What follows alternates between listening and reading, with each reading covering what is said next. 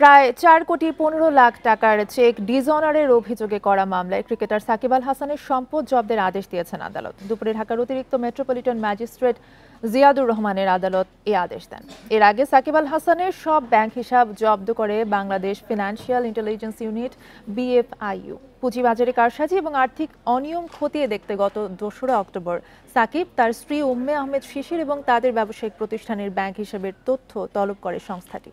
তদন্ত শেষে সরকারের নির্দেশে BFIU তার সব ব্যাংক হিসাব জব্দ করে। দ্বাদশ জাতীয় সংসদ নির্বাচনে মাগুরা 1 আসন থেকে আওয়ামী লীগের হয়ে সংসদ সদস্য নির্বাচিত হন সাকিব আল হাসান।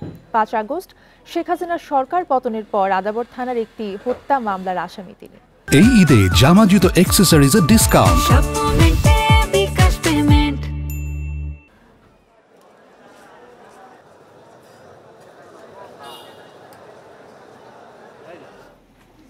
সংবাদের সময় হলো একটা বিরতির, সঙ্গেই থাকুন।